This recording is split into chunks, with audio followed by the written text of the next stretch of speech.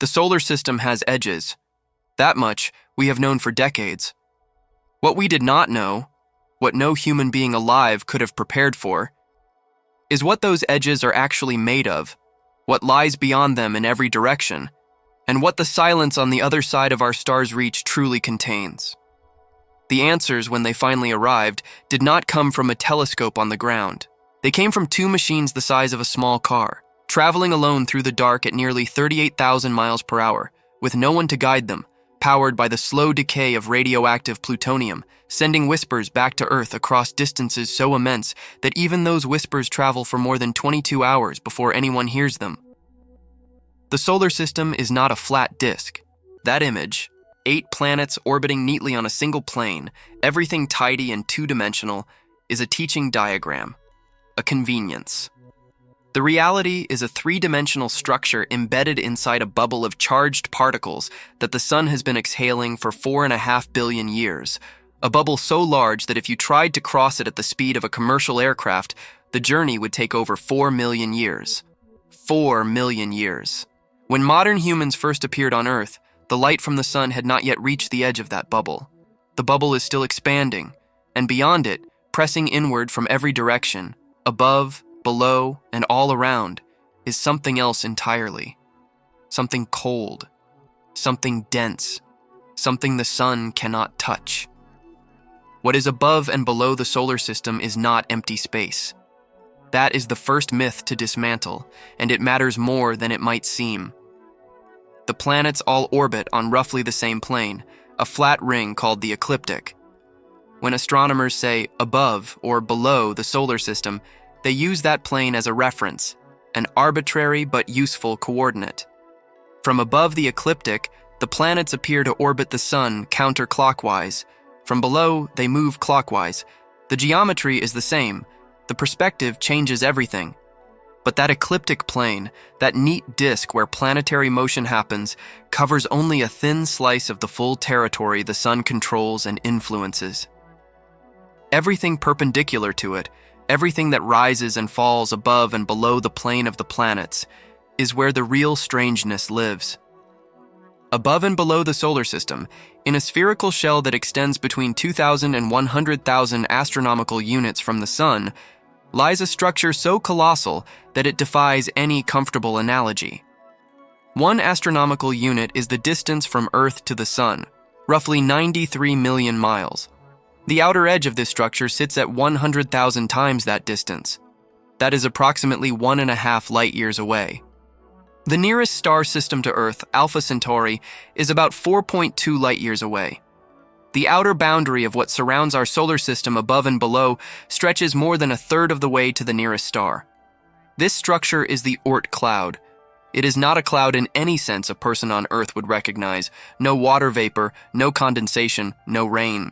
It is an immense spherical halo of frozen objects, icy bodies left over from the formation of the solar system, gravitationally bound to the sun, but existing at distances so extreme that the sun itself, seen from there, would appear as nothing more than an exceptionally bright star.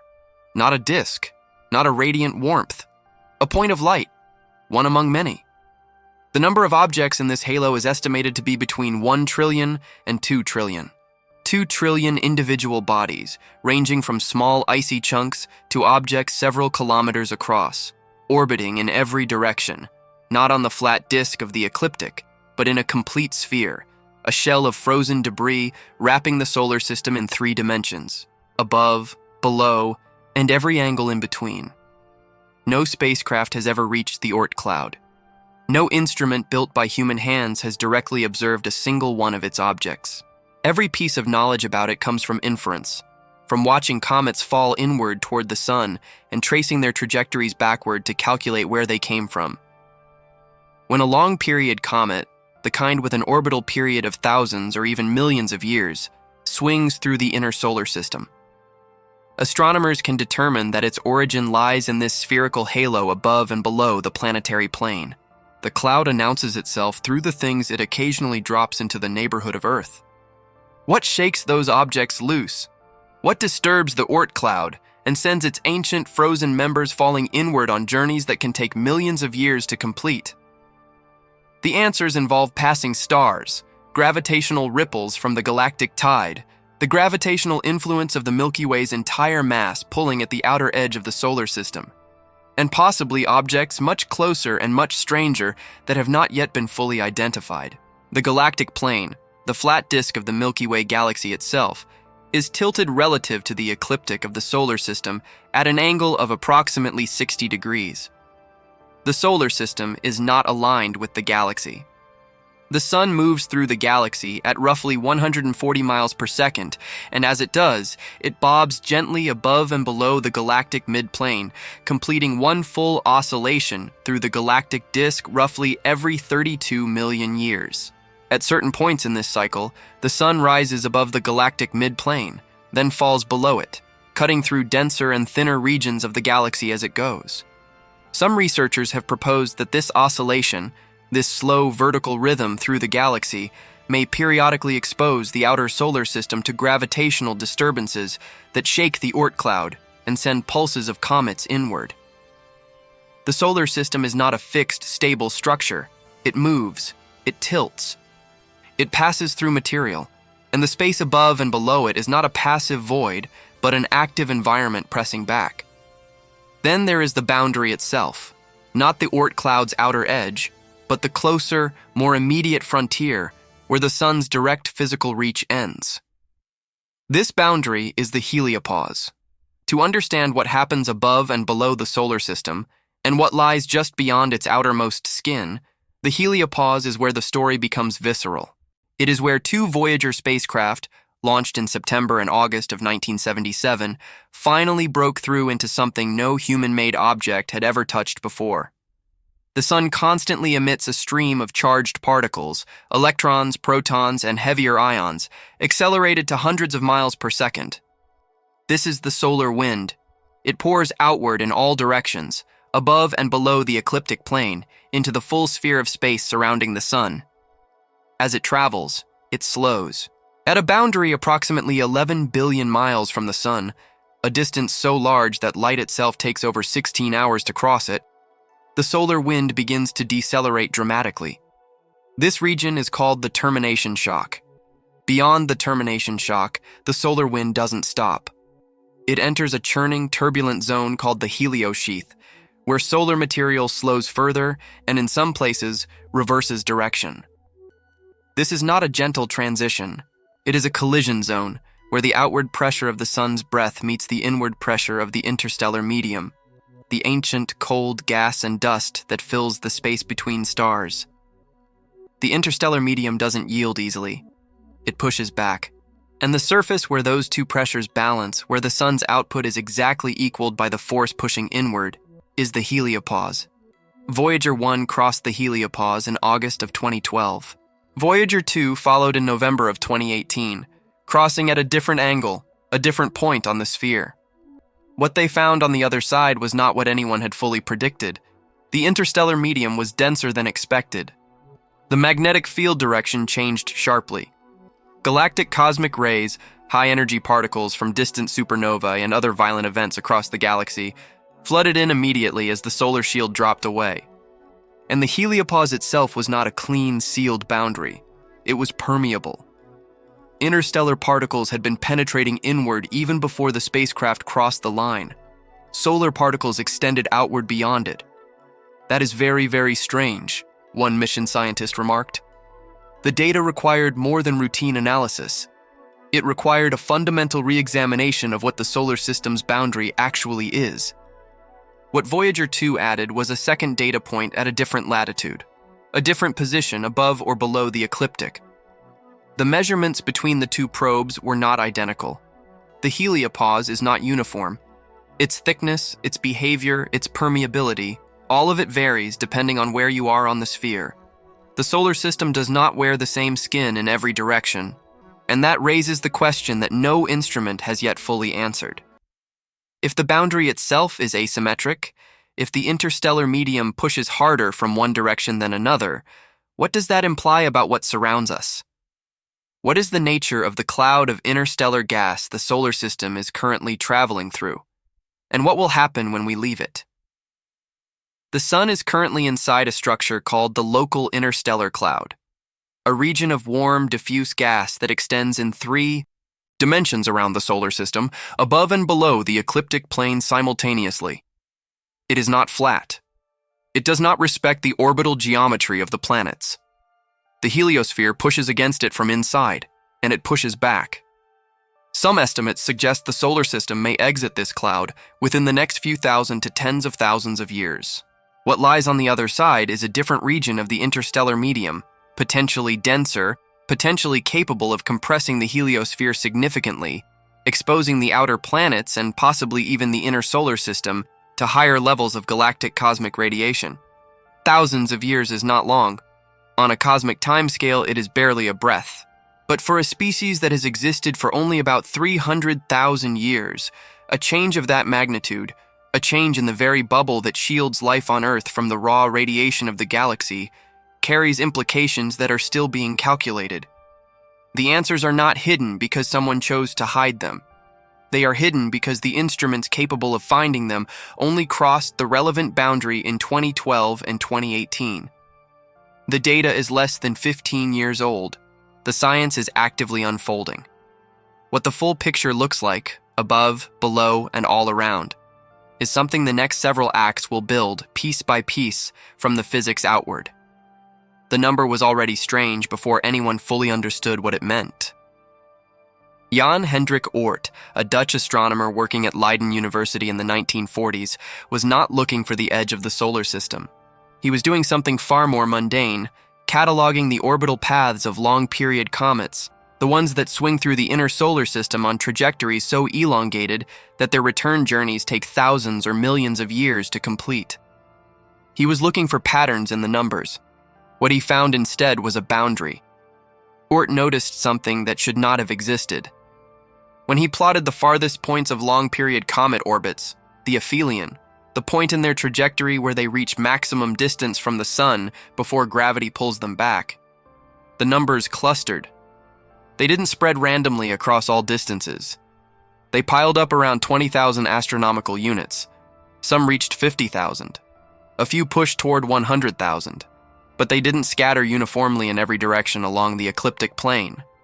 They came from everywhere, above the plane, below it, at every angle, in every orientation. The distribution was spherical. That symmetry was the key. A disk of material, like the Kuiper belt, which sits relatively close to the ecliptic and supplies short-period comets, produces comets that arrive predictably near the plane of the planets. But Oort's comets were arriving from every conceivable direction, as if the reservoir feeding them was a sphere surrounding the solar system on all sides. He published his hypothesis in 1950. He called it a cloud. The name stuck. What Oort could not have known in 1950 is how violent that cloud's history actually is. The solar system did not form in isolation. 4.5 billion years ago, the sun was born inside a stellar nursery. A dense molecular cloud, a region of the galaxy where gas and dust had collapsed under gravity into hundreds of new stars forming simultaneously in close proximity. For the first few 100 million years of the sun's existence, it was surrounded by stellar siblings, neighboring stars moving through the same birth cluster at distances far closer than any star comes today. The closest star to Earth today, Proxima Centauri, sits at 4.2 light-years away. In the sun's birth cluster, neighboring stars may have passed within a fraction of a light-year. Those close stellar passages mattered enormously.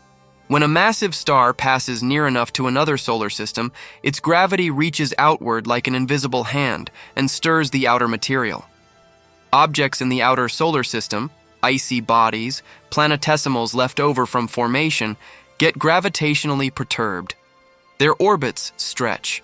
They get flung outward into wider and wider ellipses, some escaping the solar system entirely into interstellar space, others settling into the vast, nearly circular distant orbits that define the Oort cloud. Simulations run by researchers at Leiden University and the Southwest Research Institute show that the Oort cloud was largely assembled during this early, crowded period, sculpted by the combined gravity of the sun, the giant planets, and those passing stellar neighbors. Jupiter did most of the interior work. The most massive planet in the solar system, at more than 300 times the mass of Earth, Jupiter acted as a gravitational slingshot. Icy bodies that formed in the region between Jupiter and Neptune got scattered outward by repeated gravitational interactions with the giant planets. Some were ejected from the solar system. Others were thrown into wide, loosely bound orbits, far enough from the sun that subsequent gravitational nudges from passing stars and the galactic tide could lift the inner points of those orbits away from the planetary region, circularizing them into the vast spherical halo Oort described. The mass involved is staggering. Current estimates place the total mass of the Oort cloud somewhere between 1 and 40 times the mass of Earth, though pinning down a precise figure is nearly impossible without direct observation. What is certain is that the cloud contains a significant fraction of the primordial material from the early solar system. Pristine ices, frozen volatiles, organic compounds preserved at temperatures approaching absolute zero for 4.5 billion years. These are not geologically active worlds. Nothing has melted, nothing has been reshaped by tectonics or volcanism. They are time capsules from the moment the solar system condensed out of a collapsing gas cloud, sitting undisturbed in the dark, 3/4 of the way to the nearest star. The comets they occasionally produce carry that primordial chemistry directly into the inner solar system.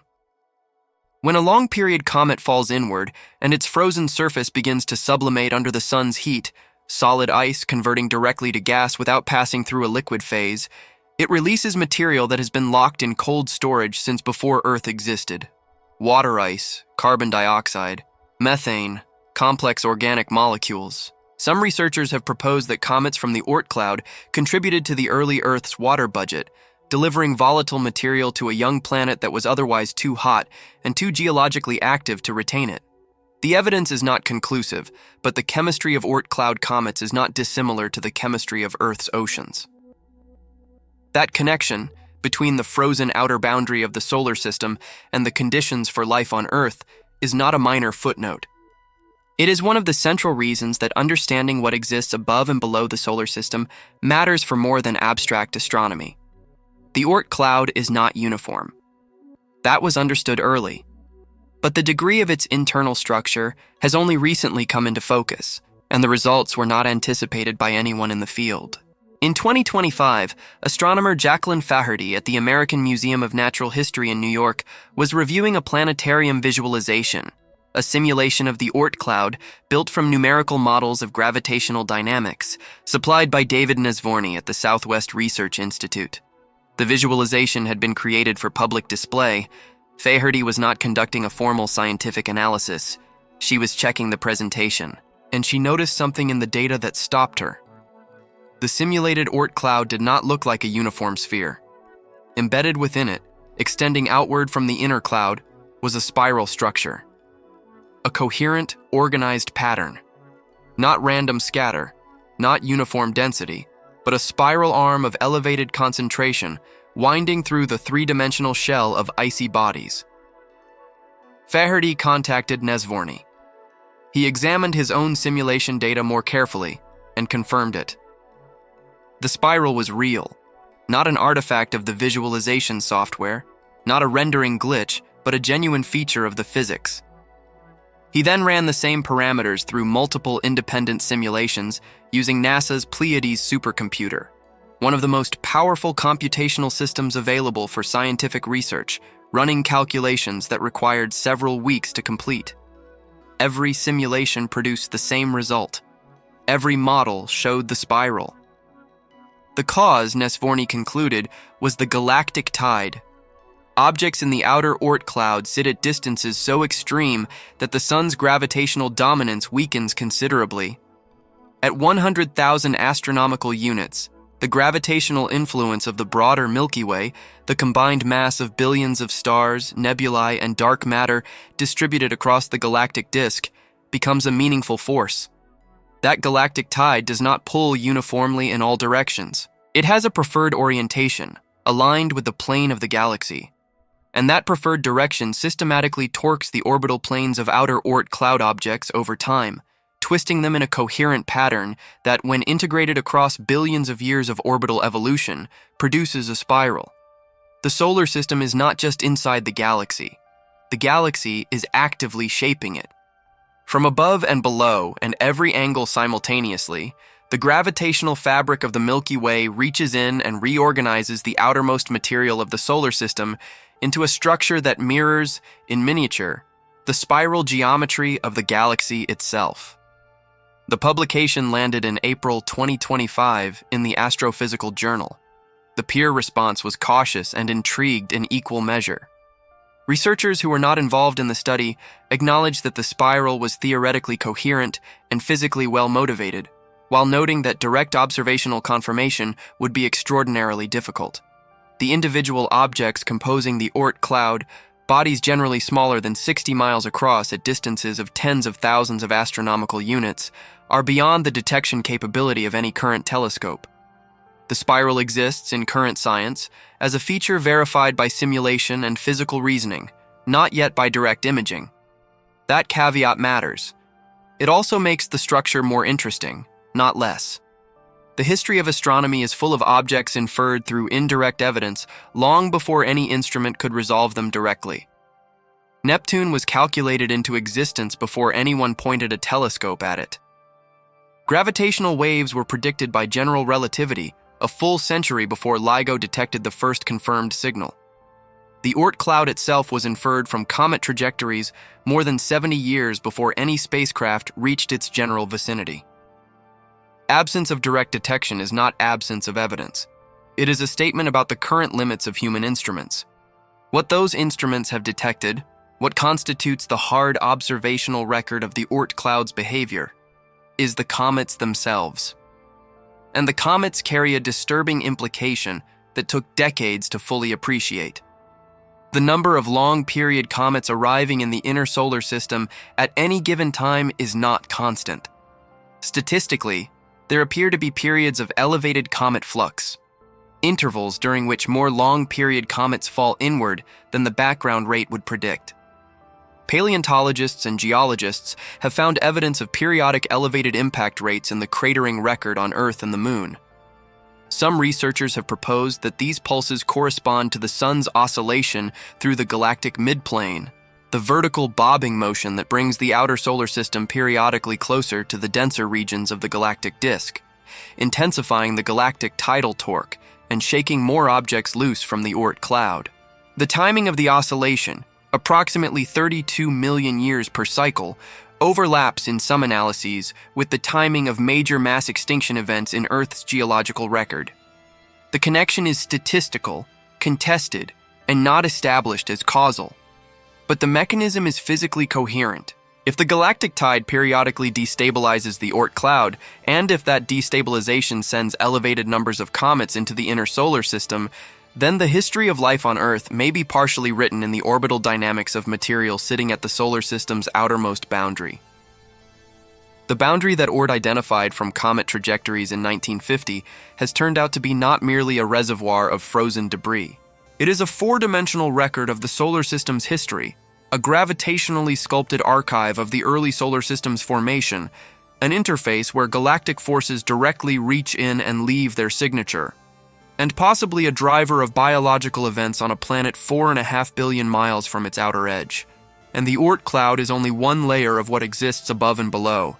Below the cloud, between it and the planetary disk, lies a second reservoir, closer, flatter, and far better characterized.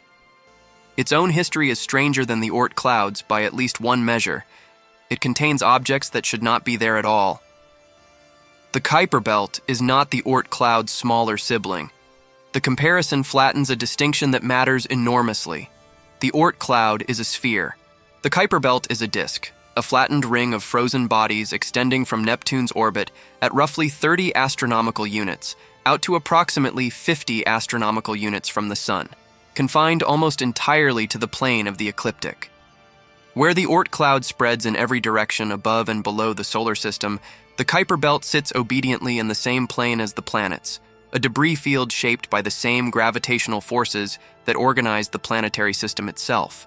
That difference in geometry is not cosmetic.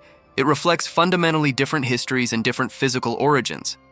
The Kuiper belt's objects formed where they are, or close to it, in the flattened protoplanetary disk from which the planets coalesced.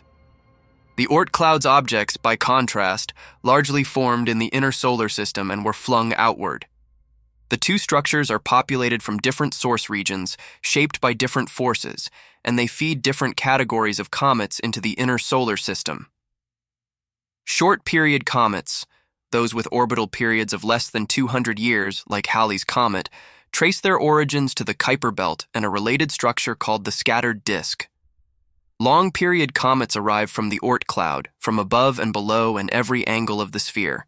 Halley's Comet completes one orbit every 75 to 79 years. Its orbit is steeply inclined to the ecliptic and retrograde. It moves in the opposite direction to the planets. This tells astronomers it was once a Kuiper belt or scattered disk object whose orbit was progressively altered by gravitational interactions with Neptune until it fell into its current trajectory. The comet has been recorded by human observers for at least 2,200 years. Julius Caesar's death was preceded by a comet sighting that some historians associate with Halley's. Edmund Halley himself did not discover the comet that bears his name. He recognized in 1705 that three previously recorded comets from 1682, 1607, and 1531 were the same object returning on a predictable schedule.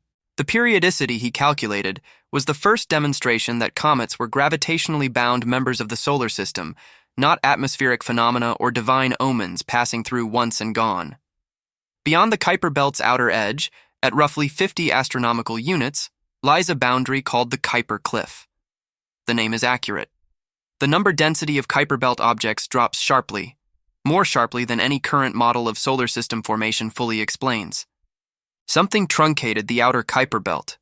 The leading hypothesis involves the early migration of Neptune, which in the first 100 million years of the solar system's history is believed to have moved significantly outward from its formation location, sweeping through the outer disk like a plow and clearing material as it went. But the sharpness of the drop-off at 50 astronomical units is steeper than Neptune's migration alone comfortably reproduces. Some researchers have proposed that a passing star during the Sun's birth cluster period could have tidally stripped the outer Kuiper belt, cropping it at a well-defined edge. Others have proposed that an additional undiscovered planet could have shepherded the boundary. No single mechanism has achieved consensus. The scattered disk lies partially within and partially beyond the Kuiper belt, overlapping in some orbital parameter space while differing fundamentally in the character of its objects' orbits. Scattered disk objects have highly eccentric trajectories, elongated ellipses that bring them close to Neptune at their nearest approach and fling them out to hundreds of astronomical units at their farthest. They are the most dynamically unstable population in the outer solar system, currently being processed, slowly, over millions of years, inward and eventually into the inner solar system as Jupiter family comets. Eris, discovered in 2005, and briefly considered a candidate for the 10th planet before the International Astronomical Union's 2006 redefinition of planetary status that demoted Pluto, is a scattered disk object. Its discovery directly triggered the reclassification debate. Its mass is approximately 27% greater than Pluto's, and its surface is among the most reflective in the solar system, covered in freshly deposited methane ice that whitens with each perihelion passage. The region between the scattered disk and the inner Oort cloud, from roughly 1,000 to 2,000 astronomical units, is not empty, but it is extraordinarily poorly characterized. Objects in this region have orbital periods of tens of thousands of years. Only a handful have ever been detected. The most consequential among them is Sedna. Sedna was discovered in November 2003 by astronomers Mike Brown, Chad Trujillo, and David Rabinowitz using the Samuel Oskin telescope at Palomar Observatory in California.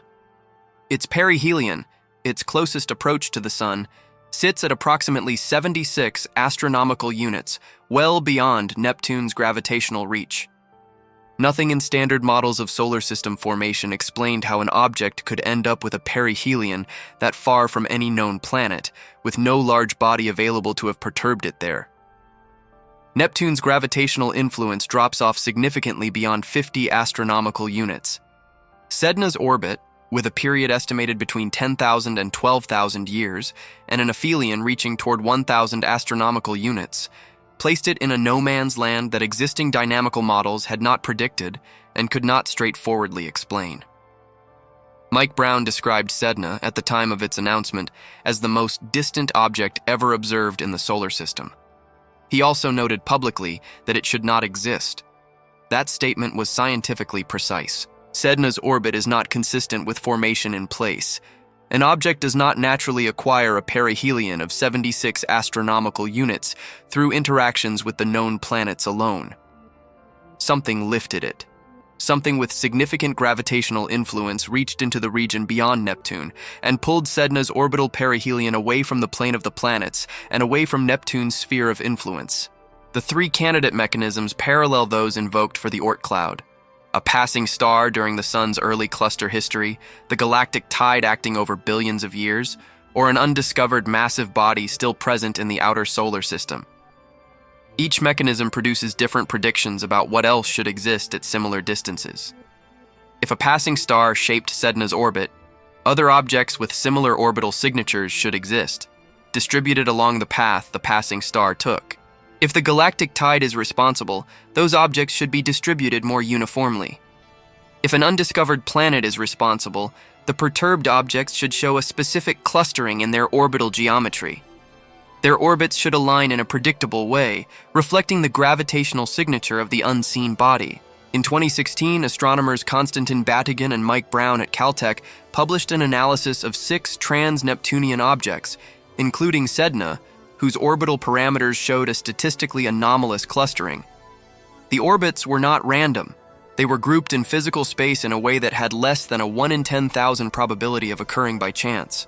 Batygin and Brown proposed that the clustering was caused by the gravitational influence of an as-yet undetected planet, a body they estimated at 5 to 10 Earth masses, orbiting the Sun on a highly elliptical path at a distance of 400 to 800 astronomical units, with an orbital period between 10,000 and 20,000 years. They called it Planet 9. The hypothesis generated immediate and sustained controversy.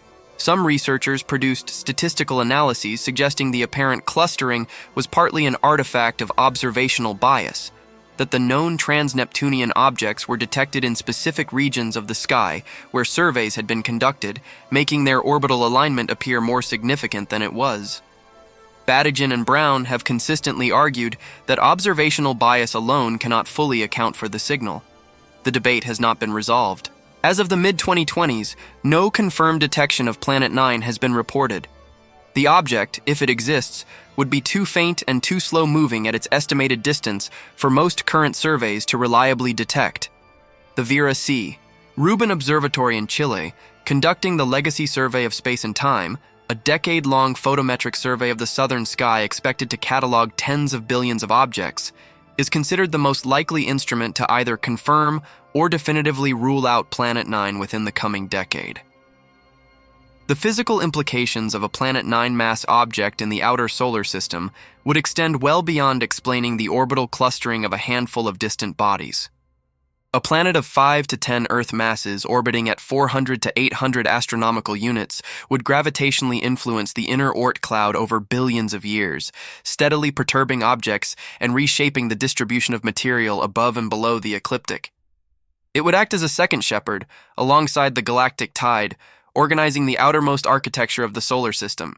Its presence or absence changes the model of what sits above and below the planetary plane in the region between the Kuiper Cliff and the Oort cloud, a region currently characterized by a small number of detected objects and a large number of theoretical expectations that do not yet match. There is also the matter of what passes through this region from outside. In October 2017, the Pan-STARRS telescope in Hawaii detected an object moving through the inner solar system on a hyperbolic trajectory. Its velocity and path were inconsistent with any bound orbit around the Sun. It had come from outside the solar system. It was the first confirmed interstellar object ever detected passing through the solar neighborhood. Astronomers named it Oumuamua, a Hawaiian word meaning scout, or messenger from afar arriving first. Oumuamua was bizarre by every standard measurement. Its light curve, the variation in brightness as it tumbled through space, showed extreme amplitude fluctuations, implying a shape far more elongated or flat than any solar system object previously observed, with an aspect ratio estimated at somewhere between 5:1 and 10:1, a cylinder or a disk. It was reddish in color, consistent with a surface irradiated by cosmic rays over long interstellar transit. It showed no detectable outgassing when it passed near the sun, behavior expected from a comet-like icy body, which was missing. And then, the most anomalous data point. As it departed the solar system, Oumuamua accelerated, not from a rocket, not from a detected jet.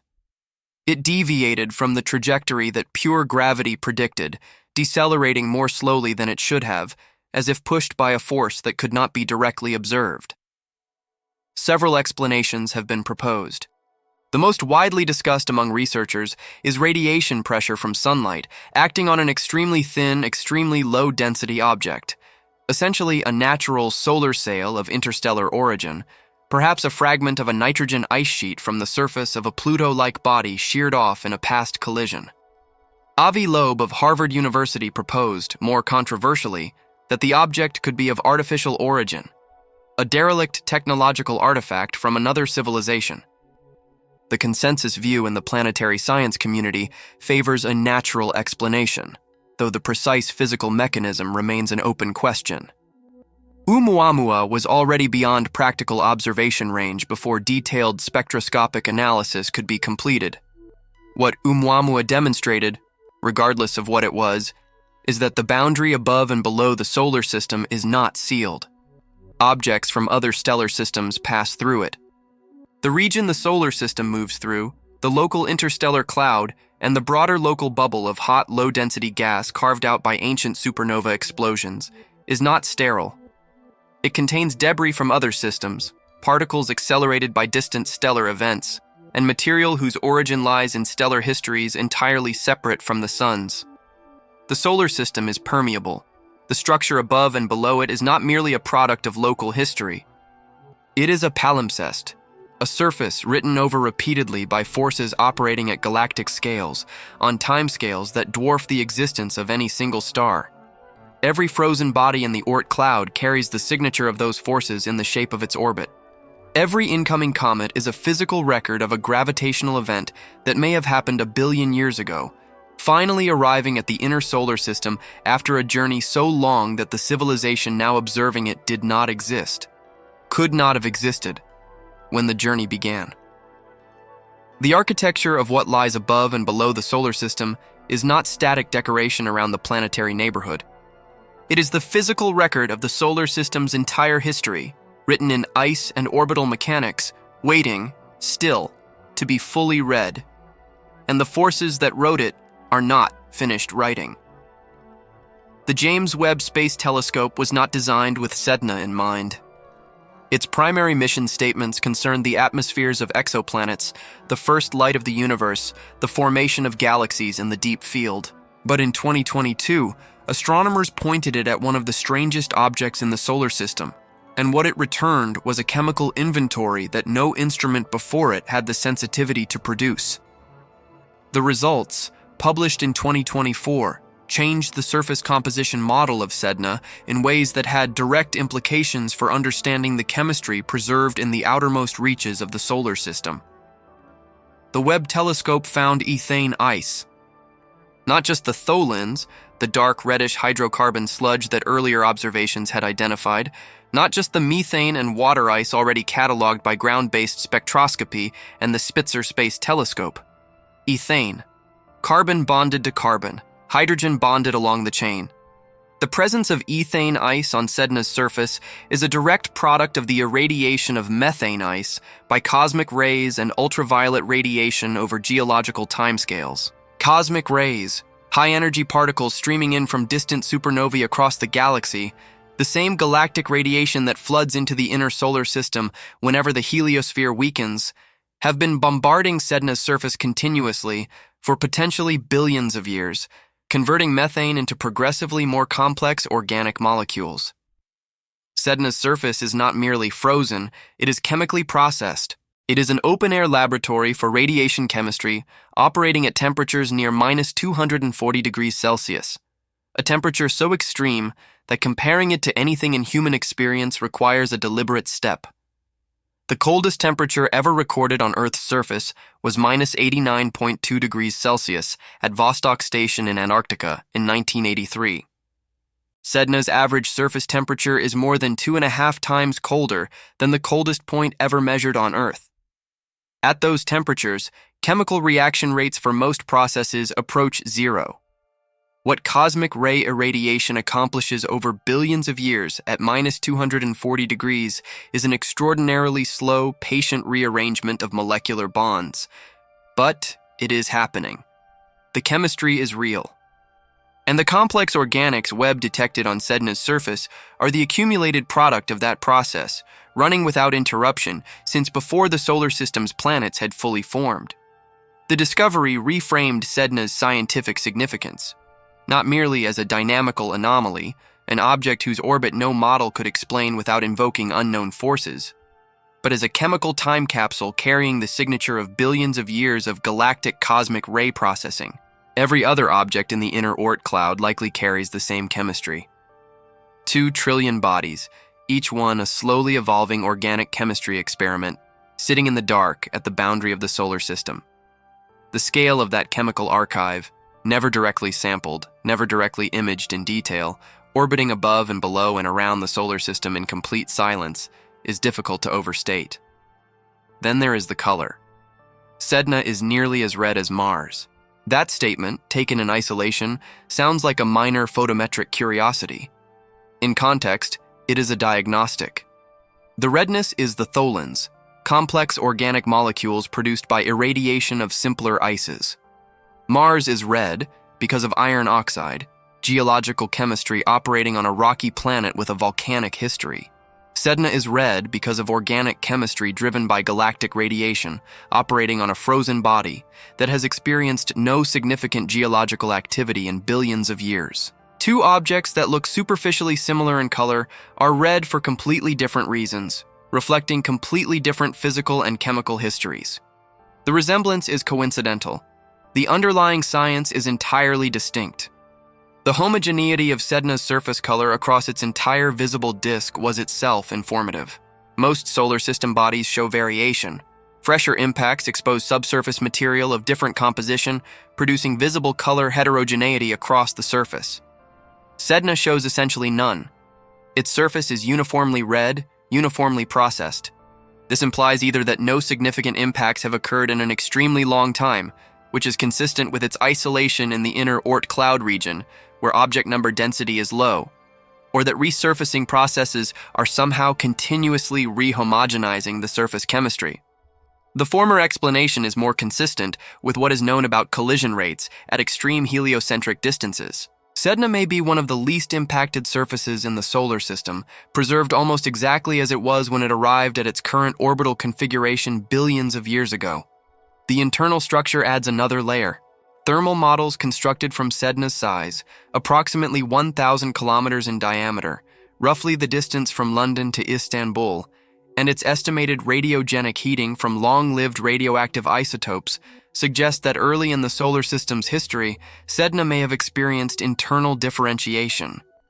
Its interior may have been warm enough, for long enough, to allow a subsurface ocean of liquid water to form. That ocean, if it ever existed, would have long since refrozen as the radiogenic heat sources decayed. But the implication is that Sedna is not simply a homogeneous ball of ice. It may be a differentiated body with a rocky core, a mantle of mixed ices, and a heavily irradiated organic crust, a structure far more geologically sophisticated than a simple frozen lump of primordial material. Sedna's discovery also catalyzed a systematic re-examination of survey data. If one object with a perihelion of 76 astronomical units existed in the inner Oort cloud region, others should exist. The question was whether earlier sky surveys had the sensitivity to detect them, and whether the sky coverage was sufficient to find bodies in orbital configurations that might cluster in specific regions. In 2014, astronomers Chad Trujillo, one of Sedna's original co-discoverers, and Scott Shepard published an analysis identifying another inner Oort cloud object, designated 2012 VP-113b, with a perihelion of 80 astronomical units, even more distant than Sedna's at discovery. They noted that this object and Sedna shared a statistically unusual orbital alignment with several other distant trans-Neptunian objects. The angular elements of their orbits, specifically the argument of perihelion, the angle that describes the orientation of the orbit in three-dimensional space, clustered near 0 degrees in a way that probability calculations suggested would occur by chance less than 1% of the time. This was the dataset that Badigian and Brown would subsequently expand and analyze in 2016, publishing the Planet 9 hypothesis. But the signal itself, the orbital clustering of extreme trans-Neptunian objects, had been visible in the data since Trujillo and Shepard's 2014 paper. Badigian brought the theoretical framework, a numerical demonstration that a distant super-Earth mass planet on a specific orbit could gravitationally shepherd the observed objects into precisely the clustered configuration seen in the data through a mechanism called secular resonance. The planet's gravitational influence, integrated over millions of years of orbital evolution, would torque the orientations of smaller bodies in the outer solar system into a coherent alignment. Aligned the way a magnetic field aligns iron filings, not through direct close encounters, but through the slow, patient accumulation of gravitational influence across timescales measured in tens of millions of years. The observational bias objection that the clustering is an artifact of where surveys pointed their telescopes remains the most technically serious challenge to the Planet 9 hypothesis. The regions of sky where these distant objects were found are not uniformly distributed across the celestial sphere. Survey telescopes generally avoid the galactic plane, where background star density makes faint moving objects harder to detect. They favor certain declination ranges accessible from their geographic locations. Critics have argued, using statistical models of survey footprints and detection efficiencies, that the apparent clustering could be partially explained by these selection effects. Badigian and Brown have continued to respond to those critiques. In subsequent papers through the early 2020s, they incorporated improved models of observational bias and argued that even after correcting for known selection effects, a statistically significant residual clustering persists in the data, a signal that selection effects alone cannot eliminate. The argument is quantitative, technical, and ongoing. It is not resolved. Both positions have been defended in peer-reviewed literature by researchers with relevant expertise. What makes the Planet 9 debate scientifically productive, rather than merely speculative, is that it generates falsifiable predictions. If Planet 9 exists on the orbit Badigian and Brown proposed, it produces specific effects on the outer solar system beyond the orbital clustering already observed. It should produce a population of trans-Neptunian objects with high orbital inclinations, bodies orbiting nearly perpendicular to the ecliptic, or even retrograde. Several such objects have been found. It should shepherd a detectable population of objects in specific anti-aligned orbits on the opposite side of the solar system from the clustered objects. Some candidates for this anti-aligned population have been identified, and it should produce a slight perturbation in the timing of the Cassini spacecraft's orbital motion around Saturn, measurable in radio tracking data. Early analyses of Cassini data neither confirmed nor ruled out the perturbation at the predicted level. The Vera Rubin Observatory's legacy survey of space and time will, over the course of its operational decade, image the entire southern sky repeatedly to extraordinary depth. It is projected to discover tens of thousands of new trans-Neptunian objects. The statistical power of that dataset will be sufficient to either confirm the orbital clustering across a sample size large enough to decisively overcome selection effect objections, or to show that the apparent clustering dissolves when the full sky distribution is mapped. Either outcome advances the science. Confirmation would represent one of the most significant planetary discoveries since Neptune. Dissolution of the signal would constrain a broad class of perturber models and push the science toward alternative explanations for Sedna's orbit. The alternative explanations have not disappeared from the literature. A passing star during the Sun's birth cluster period remains a viable mechanism. A 2020 paper by Sarah Eriksson and colleagues at Uppsala University modeled the probability of close stellar encounters during the Sun's cluster phase and found that encounters capable of lifting Sedna's perihelion to its observed value were not rare on the timescale of the cluster's dispersal, roughly the first few 100 million years of the solar system.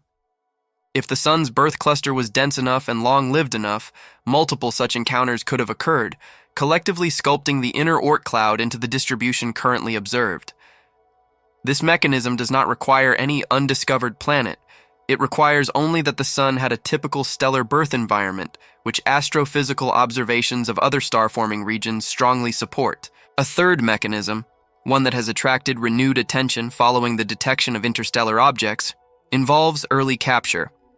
If, during the birth cluster period, the sun's gravity captured material from other nearby stellar systems, some of that captured material could have settled into orbits resembling Sedna's.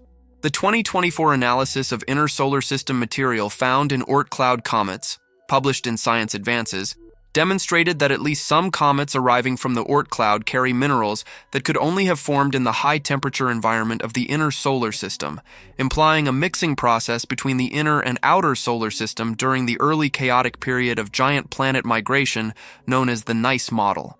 That same chaotic period, during which Jupiter and Saturn passed through a mutual orbital resonance and Neptune was pushed outward, would have scattered enormous quantities of inner solar system material into the Oort cloud, while simultaneously exposing the outer solar system to the gravitational influence of the migrating giant planets. The architecture of what exists above and below the solar system is not a relic of a single event. It is the cumulative product of multiple overlapping dynamical episodes: the violence of the birth cluster, the upheaval of giant planet migration, the slow sculpting pressure of the galactic tide, and the passage of individual stars through the sun's gravitational neighborhood across 4.5 billion years of galactic history. Sedna is one data point in that history. 2012 VP 113b is another. The orbital clustering of distant trans-Neptunian objects is a third. Planet 9, confirmed or not, is a hypothesis forced into existence by data that the existing model of the solar system cannot explain without invoking something that is not yet in the model. The something waits, above and below the ecliptic, in the cold dark between the planetary disk and the inner Oort cloud, orbiting on a path that no current telescope has yet resolved into a disk, a point of reflected light, a measurable perturbation. The data says it is there. The data may be wrong. Distinguishing between those two possibilities will define the next decade of outer solar system science, and the answer, when it arrives, will rewrite the boundary of the known solar system for the first time since Voyager 2 crossed the heliopause in 2018. Sedna will reach perihelion in approximately July 2076. That moment, the closest approach to the Sun in a single orbit lasting 11,400 years, represents a window of scientific opportunity that will not reopen until the year 13,000 and beyond. The object that has orbited in cold isolation since before the first human settlement of the Americas, since before the construction of Stonehenge, since before the earliest written languages appeared on Earth, will come to within 76 astronomical units of the Sun. Still more than twice the distance from the Sun to Neptune, still beyond the reach of any spacecraft currently operating or currently funded, but closer than it has been since humans first looked up at the sky and wondered what lay beyond the visible stars. The window matters for a reason beyond sentiment. At perihelion, Sedna's surface temperature reaches its maximum, still catastrophically cold by any human standard, but marginally warmer than the temperatures it experiences through the rest of its orbit. Surface ices that may be sublimating in trace quantities become marginally more active. Spectroscopic observations become marginally more detailed. And the geometry of the encounter, combined with the capabilities of telescopes that will exist in 50 years, means that the 2076 perihelion passage is the last realistic opportunity for a flyby mission to reach Sedna within a human planning timescale. A spacecraft launched within the next decade on a gravity-assist trajectory using Jupiter and potentially Saturn could reach Sedna's vicinity in the 2070s. The mission concept exists on paper. The funding does not. What a flyby would reveal is not speculative. The mission science case is specific, grounded in exactly the chemistry that James Webb returned in 2022. Sedna's surface ethane and complex organic inventory, detected spectroscopically at astronomical distance, would be resolved at a scale of meters rather than hundreds of kilometers. The internal differentiation, the possible rocky core, the layered icy mantle, the irradiated organic crust inferred from thermal models, would be directly imaged for the first time. The impact crater count, or its stunning absence, would directly measure the collision rate in the inner Oort cloud region and constrain the density of that population. And Sedna's surface would carry, in its precise molecular composition, the specific signature of 4.5 billion years of galactic cosmic ray bombardment, a direct record of the radiation environment the outer solar system has experienced since its formation. No sample return is proposed. No lander is feasible within current mission architectures. A flyby alone, one high-speed pass through Sedna's vicinity, cameras and spectrographs running, would produce more transformative science about the outer solar system's boundary than any other single mission concept currently under discussion in planetary science.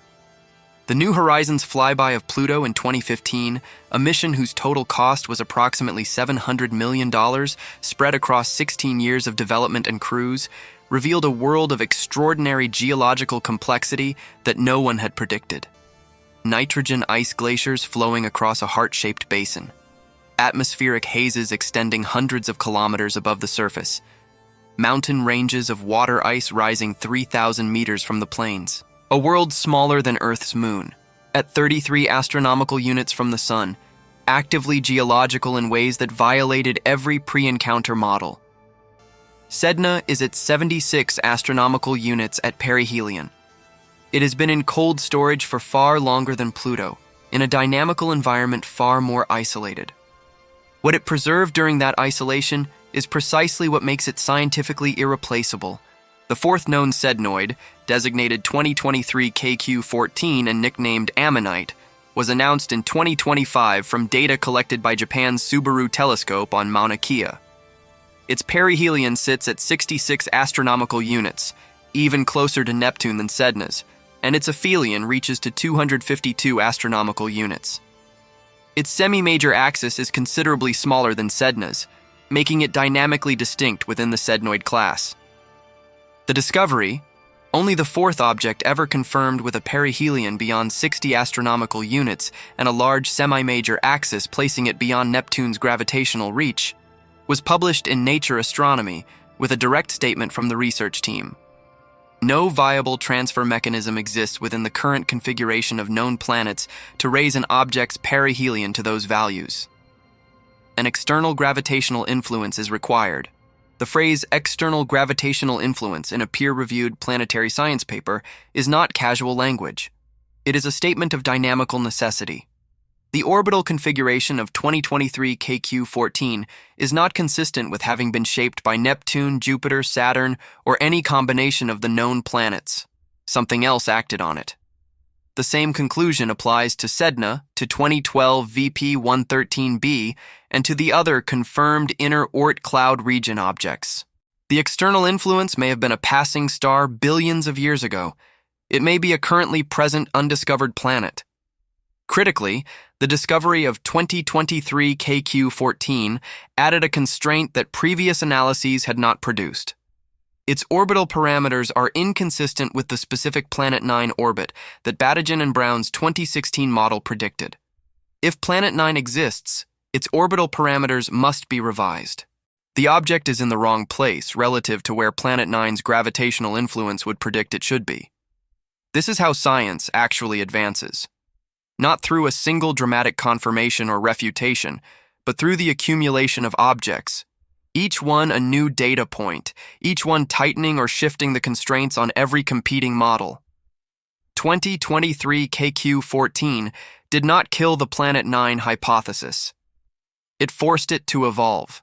Batigian responded in subsequent analyses by exploring a broader range of possible Planet 9 orbital configurations that could simultaneously account for Sedna, 2012 VP-113b, and the orbital geometry of 2023 KQ-14. The parameter space of possible Planet 9 orbits narrowed. Also in 2025, A separate team using archival data from the Canada-France-Hawaii Telescope Legacy Survey identified a candidate object designated 2017 of 201, a likely dwarf planet with an orbital perihelion near 45 astronomical units and an aphelion estimated at over 1,600 astronomical units. Its orbit is steeply inclined relative to the ecliptic at approximately 25 degrees. It is not a sednoid by the strict perihelion definition, but its extreme semi-major axis and high inclination place it in the scattered disk's outermost population, and its orbital dynamics carry the same signature of external gravitational perturbation seen in the sednoid class. The object has not yet been followed up with spectroscopy sufficient to characterize its surface. Its size, estimated from its brightness and assumed albedo, places it in the range of 500 to 700 kilometers in diameter, potentially a dwarf planet by morphological criteria, though formal classification awaits better size constraints. Each of these objects, Sedna 2012 VP 113b 2023 KQ 14 2017 of 201, is a thread in the same fabric. They are the scattered remnants of the early solar system, pushed into improbable orbits by forces operating across timescales that dwarf recorded history, preserved in the coldest environment in the solar system, and only now becoming detectable as survey technology reaches the sensitivity required to find dim, slow-moving objects at extreme heliocentric distances. The detection probability of Sedna at the time of its discovery was estimated at roughly 1 in 80. Unless its detection was a statistical accident, between 40 and 120 Sedna-sized objects should exist in the same orbital class. None of the subsequent 3 confirmed sednoids has yet approached Sedna's scale. The survey remains profoundly incomplete. The incompleteness itself is informative. Objects in these extreme orbits spend the overwhelming majority of their orbital time near aphelion, at their farthest from the Sun, where they are dimmest and slowest moving, and where current survey telescopes cannot reach them.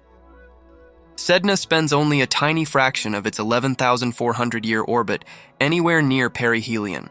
It was detected now because it happens to be approaching perihelion in 2076, and thus is currently at its historically highest apparent brightness for this orbital cycle.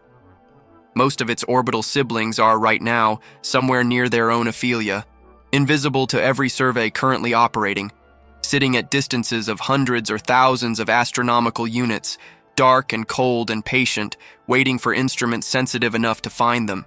The Vera Rubin Observatory's full sky survey will reach objects approximately 10 times fainter than existing trans-Neptunian object surveys. That factor of 10 in sensitivity translates directly into a factor of roughly 3 in the maximum distance at which a given object size can be detected. For the sednoid population, this means Rubin can reach objects at perihelion distances that were previously undetectable and can track the faint specks of reflected sunlight from bodies that have never before left a trace on any photographic plate or digital detector. The expected discovery rate for extreme trans-Neptunian objects under the Rubin survey is projected in the literature at tens to hundreds of new objects, depending on assumptions about the size distribution of the population. The implications of that incoming dataset extend directly to the question of what the solar system's boundary actually looks like from above and below. Not the tidy disk of the ecliptic, not the neat nested shells of diagrams drawn for public outreach, but the real three-dimensional structure of overlapping dynamical populations, each one carrying the gravitational fingerprints of the specific forces that shaped it. The scattered disk carries Neptune's fingerprint. The sednoids carry the fingerprint of something else, a star, a planet, a galactic tide, or some combination operating across billions of years. The inner Oort cloud carries the integrated fingerprint of the Sun's entire birth environment, its stellar neighborhood across 4.5 billion years of galactic migration. And the outer Oort cloud, 2 trillion bodies strong, carries the fingerprint of the galaxy itself. What no diagram has fully captured, what no model has yet reproduced to the precision that incoming data will demand, is the coherent picture of how all these layers connect. How material flows from the outer Oort cloud inward, how the galactic tide processes that flow, how Neptune's migration reshuffled the scattered disk while simultaneously populating the inner Oort cloud region, how the organic chemistry preserved in sednoid surfaces connects chemically to the material that arrived on early Earth.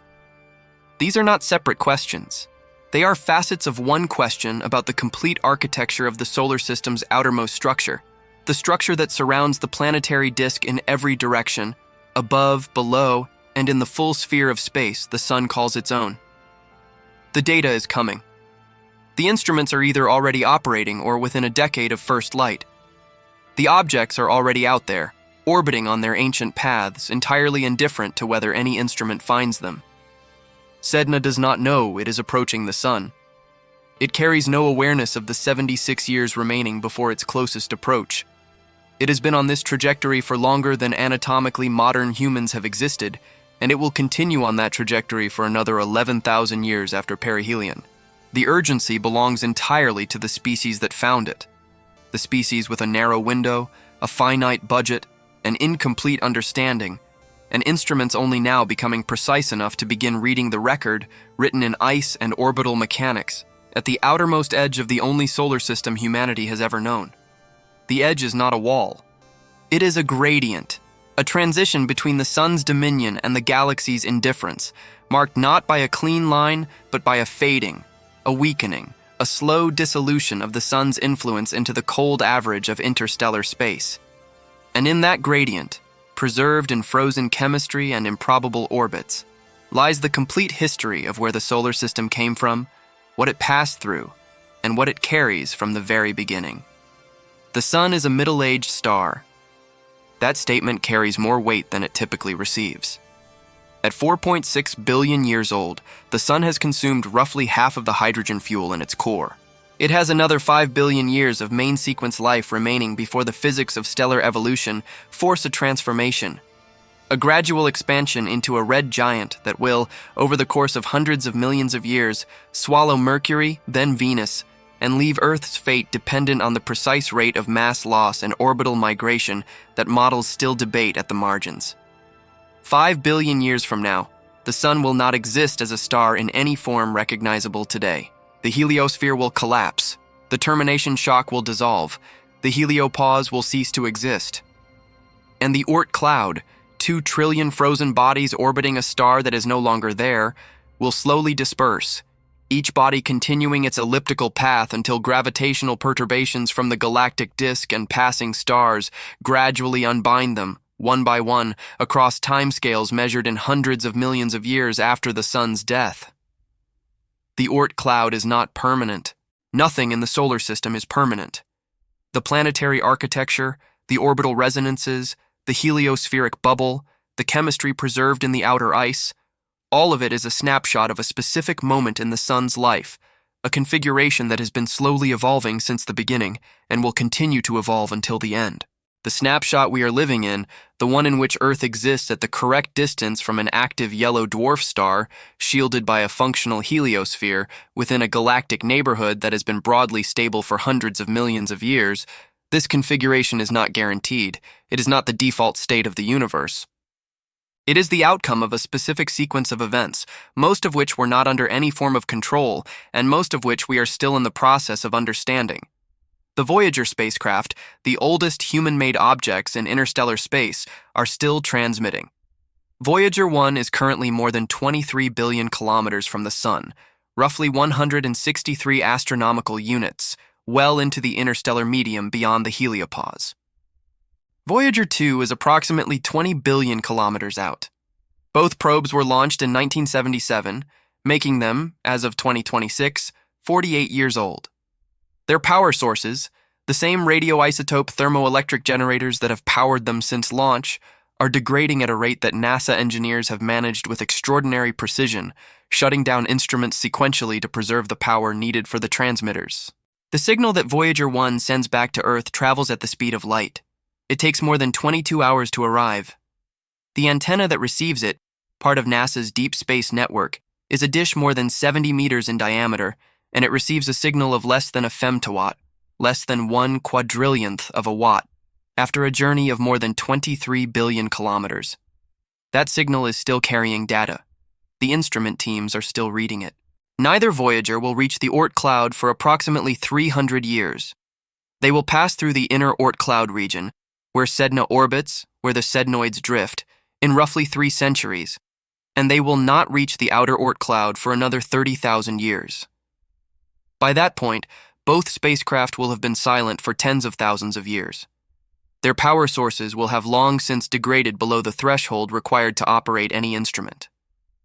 They will continue traveling, the same velocity, the same direction, essentially unchanged by interstellar space.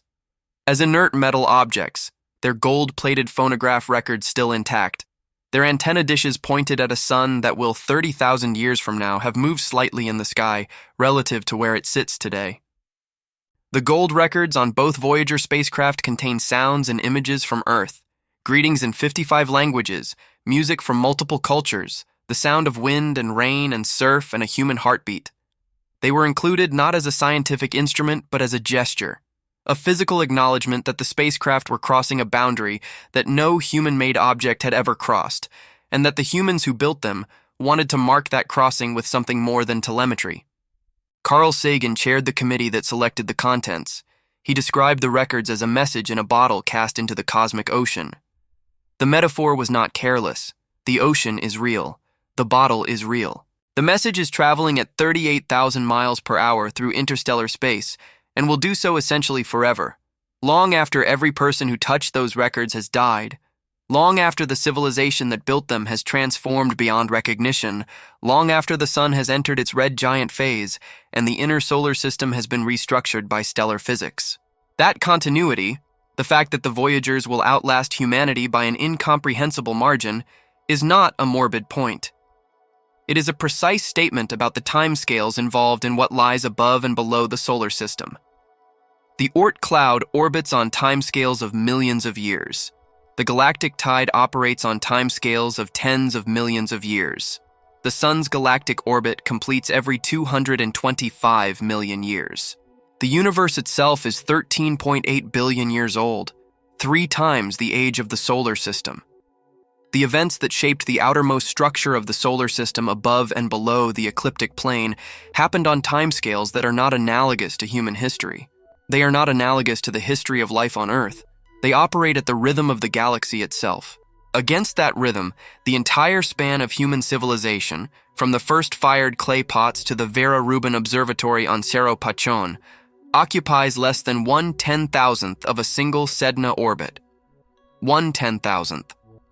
Sedna has completed fewer than 400,000 orbits since the solar system formed. In the same time, the sun has orbited the galaxy approximately 20 times. The galaxy itself has existed for roughly 13 billion years, through multiple generations of star formation, through the death of massive stars that seeded the interstellar medium with the heavy elements that eventually became the solar system's planets, its comets, its frozen outer boundary, and the carbon-based chemistry of every living organism on Earth. The carbon in a human body was forged in the cores of stars that died before the sun was born. The oxygen bound to that carbon was synthesized in stellar interiors and dispersed by supernova explosions billions of years before the solar system condensed from the resulting debris. The water in Earth's oceans may carry hydrogen that formed within the first 3 minutes of the universe's existence, combined with stellar-forged oxygen, delivered in part by comets falling from the outer solar system, from the Oort cloud above and below, and surrounding the planetary disk in the same spherical shell it occupies today. The connection between the frozen outer boundary of the solar system and the biology of the species currently studying it is not metaphorical. It is chemical. It is traceable in the molecular composition of Oort cloud comets and in the isotopic ratios of Earth's oceans. The fact that the boundary is asymmetric, that the heliopause is thicker on one side, that the local interstellar cloud presses inward unevenly, that the outer Oort cloud carries a spiral structure shaped by the galactic tide, means that what surrounds the solar system above and below is not a passive container, but an active physical environment. The solar system is moving through it. It has been moving through different regions of the interstellar medium throughout its 4.5 billion year history, and the properties of those regions have varied. The solar system has crossed spiral arms of the Milky Way multiple times during its galactic orbit, passing through regions of elevated star formation activity, higher cosmic ray flux, and denser interstellar gas. Some researchers have found statistical correlations between these crossings and episodes of elevated glaciation on Earth. Though the causal chain, from galactic spiral arm crossing to heliospheric compression to increased cosmic ray penetration to cloud nucleation to climate change, is long, and each link is contested individually. The mechanism is physically coherent. The magnitude of the effect is debated. What is not debated is the physical reality of the connection. The heliosphere that shields Earth from galactic cosmic rays is not a fixed structure. Its size and properties respond to the density of the interstellar medium it is expanding into. When the surrounding medium is denser, the heliosphere is compressed. When it is less dense, the heliosphere expands. The solar system is currently inside the local interstellar cloud, a region of relatively warm, low-density gas. Some models suggest the cloud's density is low enough that the heliosphere may currently be somewhat more expansive than its historical average. When the solar system eventually exits this cloud, possibly within the next few thousand to tens of thousands of years, it will encounter a different medium, and the heliosphere will respond. The boundary above and below the solar system will shift. The cosmic ray environment inside the heliosphere will change. Whether the change is large enough to have measurable biological effects on Earth is a question that requires both better heliospheric physics and better models of the interstellar medium ahead of the Sun's path. The Sun's path through the galaxy is known. The large-scale structure of the interstellar medium in the Sun's galactic neighborhood has been mapped imperfectly through absorption spectroscopy of nearby stars and X-ray observations of the diffuse hot gas filling the local bubble, the broader region of low-density hot gas, roughly 1,000 light-years across, in which the solar system sits. The local bubble was carved by a series of supernova explosions over the past 10 to 20 million years. The stellar deaths of massive stars that once formed in the same galactic region the Sun is now passing through. The hot, low-density gas filling the local bubble is the aftermath of those explosions. The Sun is inside the aftermath of stellar deaths. The solar system's current galactic address is, in geological terms, a recent supernova remnant. That remnant will disperse. The supernova-heated gas will cool and mix with denser material over millions of years. The local bubble's boundary will evolve. The interstellar medium the solar system moves into, over the next tens of millions of years, will be different from what surrounds it today. The heliosphere will respond. The Oort cloud will continue to be stirred by the galactic tide and by passing stars. Long-period comets will continue to fall inward. The inner solar system will continue to be occasionally impacted by material preserved in deep freeze since the beginning. The Earth, if it still hosts life tens of millions of years from now, will orbit a sun slightly brighter than today, inside a heliosphere slightly different from today's, beneath a sky in which the constellations have shifted enough from their current configuration to be unrecognizable to any eye trained on the night sky of 2026. Against all of that, the galactic timescales, the stellar lifetimes, the improbable chemistry, the asymmetric heliosphere, the spiral structure in the Oort cloud, the orbiting time capsules above and below the ecliptic plane. The question that motivated this inquiry resolves into something neither simple nor alarming. What the solar system hides above and below is not a threat concealed by any agency or institution. It is a complexity that exceeds the current resolution of every instrument humanity has ever built, a history longer than the existence of the elements that compose it, and a connection between the outermost frozen boundary of the Sun's gravitational reach and the biology of the only planet known to have ever asked the question. Sedna is currently 97 astronomical units from the Sun, approaching. In 76 astronomical units and 50 years, it will be as close as it gets. The instruments of the 2070s may be pointing at it, or they may not. The question of whether any spacecraft will ever reach it in the window that remains belongs to decisions not yet made, by institutions not yet funded, by engineers not yet born.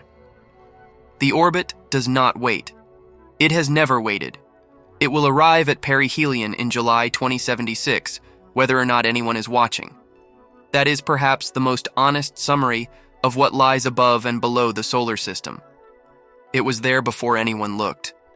It will be there long after the looking stops.